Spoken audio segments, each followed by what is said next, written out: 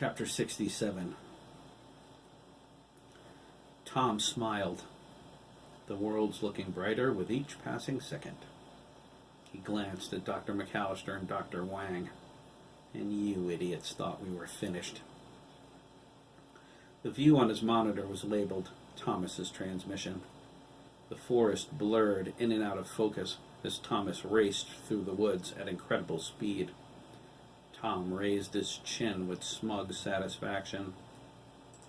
When he voiced his plan to activate the Omega Wolves, he was met with immediate resistance. The male doctors, previously timid in his company, came alive with mutinous disregard for his authority. Dr. McAllister insisted the Omega Wolves couldn't be controlled. They will never cooperate. Releasing them will prove the greatest error. Dr. Wang said, "It's years since their bionics were tested.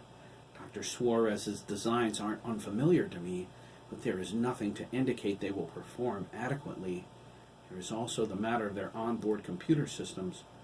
The Omega Wolves were never upgraded to the new versions. There seemed little point, since no one believed they were of any use. No one except Dr. Wainwright, that is, and she was a dingbat. The Wolf Boys' systems are state-of-the-art, years ahead of the Stone Age versions the Omega Wolves had. We can try to tie them into TCOS, but they might prove incompatible. What if we cannot monitor them properly?" They conceded the Wolf Boys were a threat, but the savagery of the Omega Wolves was beyond comprehension. They were field combat models designed to intimidate the enemy with horrendous acts of violence. They were also mentally unstable after their system's upheaval and not designed for covert incursions. Only Thomas, with his blistering speed, was of any real use to them. And they were afraid of him. "Thomas is just evil," Dr. McAllister said. He shivered. Throughout the debate, which the doctors seemed to be having with themselves, Tom remained silent, polishing his pistol. He waited for them to run out of reasons why they couldn't do what he wanted them to do, so he could put them to work. Tom concluded there was no other way to save them. Cut off from outside contact, they were as good as dead. The Omega Wolves were their only chance.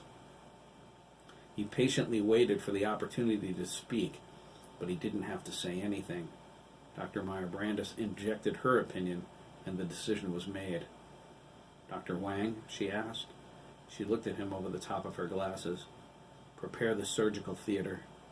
He opened his mouth to protest, but she shook her head. "Now, Doctor." She turned to McAllister. "Rory, stop thinking about the Omegas as if they are the Wolf Boys. You forget how different they are. We don't require them to cooperate. They don't have a remote control option, true, but they have certain battlefield protocols. We have spare interface units, don't we? The ones implanted in the Wolf Boys that link them to the Wolf Boy God's satellite?" "Of course. We have an entire room full of spare parts, but..." He paused in sudden realization. "Of course," Dr. McAllister cried. "If we change the encryption protocols to the Omega Wolves standard, they could be adapted with a few minor adjustments. The Omega's processors may not be attached to their brains like the Wolf Boys are, and they may not have cerebral partitions, but they have control disks that limit their cognitive functions during full-scale battlefield engagements. We could patch the interface through it. This might just work." "And their onboard systems?" Dr. Meyer-Brandis asked. "Can they operate independently without their cognitive functions?" "Complete independence isn't possible. How much time do we have?" "Morning," Tom said. "Right," Dr. Meyer-Brandis agreed. "They're not going to move on us without Ryan, and the gas we hit him with will keep him out until then." "Well, it won't be perfect," McAllister said, rising from his chair. He headed toward the storage room. "But it beats the dickens out of just sitting here.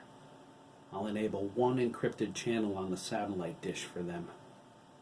Now, Tom looked at his monitor.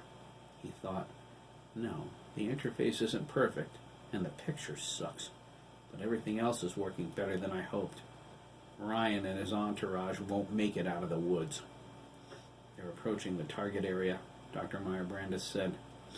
Cybernetics reports bionics nominal, Dr. Wang added. Omega Wolves are online and operating within specifications, Dr. McAllister said. Cognitive functions suspended. Tom nodded. Omega Wolves, he asked into the microphone. He grew a wide smile. Target all human life signs outside the complex and terminate them.